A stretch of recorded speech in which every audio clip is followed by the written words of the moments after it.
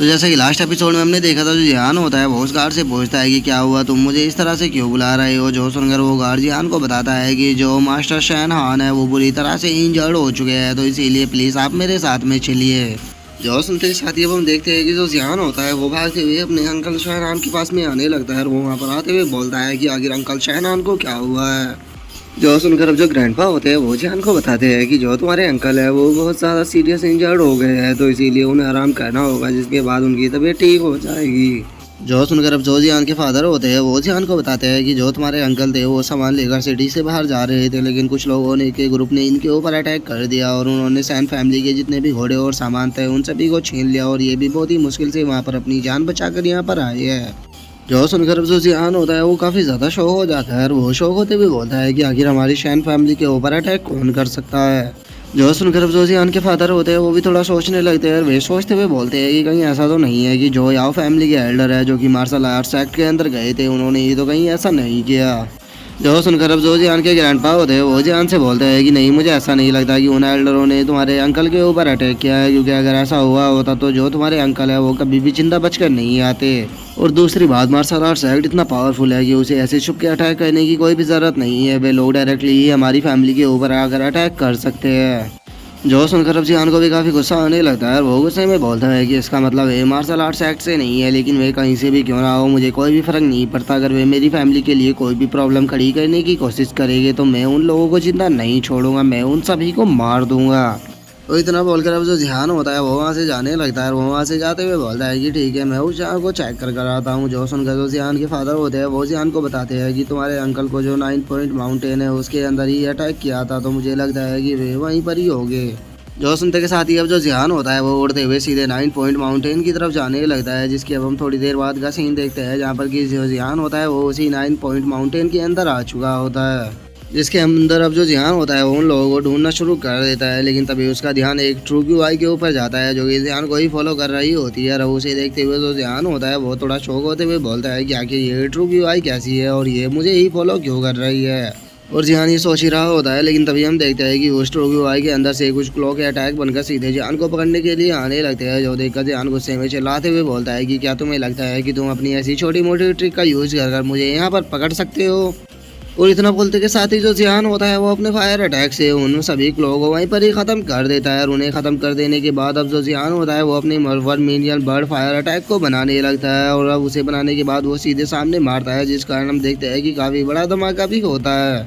और अब जो जिहान होता है वो सामने की तरफ देखते हुए बोलता है कि शोंग नानमिंग, मैंने कभी भी नहीं सोचा था कि इस सब के पीछे तुम्हारा हाथ होगा। मुझे समझ में नहीं आ रहा है कि आखिर ऐसा तुम क्यों कर रहे हो,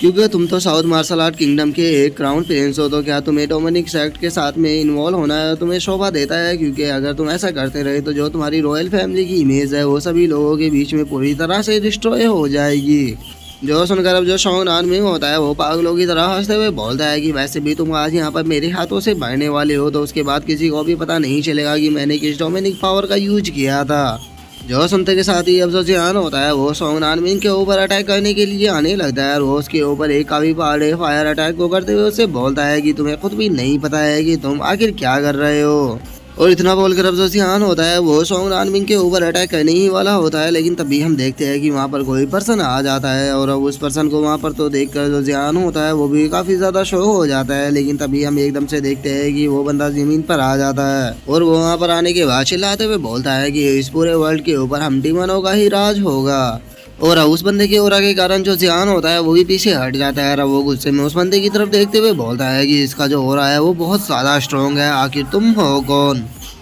लेकिन जिहान की बात को सुनकर भी हम देखते हैं कि वो जो बंदा होता है वो जिहान की बात का कोई भी जवाब नहीं देता और वो वहाँ पर अपनी किसी डीमन टेक्निक का यूज करने लगता है। हम देखते हैं कि उसके हाथों से चैन निकलकर सीधे जिहान की तरफ जाने लगती है और उन चैनों से बचने के लिए जो जिहान होता है वो अपने ओरा का यूज करता है ताकि वो उन चैनों को खुद से दूर फेंक सके। लेकिन हम देख पाते हैं कि जो जिहान होता है वो उन चैनों से नहीं बच पाता और वो उन्हीं चैनों में बन जाता है। जो देखकर अब जो शोंग नानमिंग होता है वो बहुत ज़्यादा खुश हो जाता है और वो हंसते हुए बोलता है कि फाइनली तुमने इस बंदे को कैप्चर कर ही लिया, अब मैं इसे यहाँ पर ख़त्म करके अपना बदला लूँगा। और इतना बोलकर अब जो शोंगनान मिंग होता है वो जियान को चिढ़ाने लगता है और वो जियान को चिढ़ाते हुए उसे बोलता है कि मैं जानता हूँ कि तुम जानते थे कि इस सब के पीछे मेरा ही हाथ होगा, लेकिन तुमने कभी भी नहीं सोचा होगा कि मैंने तुम्हारे लिए यहाँ पर इतने पावरफुल पर्सन को बुलाया होगा। लेकिन हम देखते हैं कि जो जियान होता है वो शोंगनान मिंग की इस बात के ऊपर बिल्कुल भी ध्यान नहीं दे रहा होता है और वो उन चैन से छुड़ाने की कोशिश कर रहा होता है, लेकिन वे चैन भी काफ़ी ज़्यादा मजबूत होने के कारण वो उनसे छूट नहीं पाता। जो देखकर अब वो जो बंदा होता है वो जियान से बोलता है कि तुम्हें कोशिश नहीं करनी चाहिए क्योंकि ये डिमन लॉक है और तुम चाहे कितनी भी कोशिश क्यों ना कर लो तुम कभी भी इससे आज़ाद नहीं हो पाओगे। जो सुनकर अब जो जियान होता है वो भी उस पर्सन की तरफ देखने लगता है और वो उस पर्सन की तरफ देखते हुए उसे बोलता है कि मैं तुम्हारे ऑरा को देखकर बता सकता हूँ कि तुम मार्शल आर्ट रियलम के 10th लेवल पर हो। जो सुनकर वो जो बंदा होता है वो भी अपने चेहरे के ऊपर से कपड़े को हटा देता है और वो अब जियान को बताता है कि हाँ मैं मार्शल आर्ट रियलम के 10th लेवल पर हूँ और मेरा नाम जियो डूजी है। और जियो डूजी के इतना बोलते के साथ ही अब जो शोंगनान मिंग होता है वो जोर जोर से हंसने लगता है और वो हंसते हुए जियान से बोलता है कि तुम अभी केवल मार्शल आर्ट रियलम के 8 लेवल पर हो, तो तुम्हें क्या लगता है कि तुम यहाँ पर सोंग डूजी को हरा दोगे जो कि तुमसे 2 लेवल ऊपर है।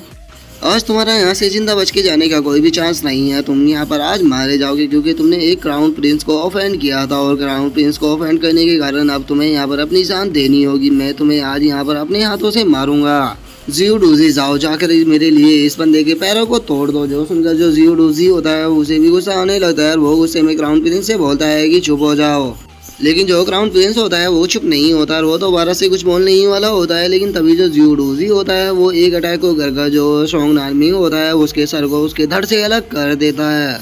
और अब इस चीज़ को देखकर तो जो शोंगनान मिंग की कटा हुआ सर होता है उसे भी कुछ भी समझ में नहीं आता कि आखिर उसके साथ में अभी यहाँ पर क्या हुआ। और वहीं दूसरी तरफ से जियान होता है वो भी इस चीज़ को देखकर बहुत ही ज़्यादा शौक हो चुका होता है कि इस जियो डूजी ने जो शोंगनान मिंग था उसे ही यहाँ पर मार दिया। जिसके बाद अब जो जियो डूजी होता है वो शोंगनान मिंग के सर की तरफ देखते हुए बोलता है कि तुम्हारी आखिर हिम्मत कैसे हो गई कि तुम मुझे यहाँ पर ऑर्डर दे सको। क्या तुम्हें लगता है कि तुम यहाँ पर अगर एक क्राउन प्रिंस हो तो तुम जो चाहे वो कर सकते हो। और अब उस बंदे की इस तरह की हरकतों को देखकर जो जियान होता है वो भी थोड़ा घबराने लगता है और वो अब छूटने की कोशिश कर ही रहा होता है, लेकिन तभी जो जियो डूजी होता है वो जियान के आगे आते हुए उससे बोलता है कि तुम्हें घबराने की कोई भी ज़रूरत नहीं है।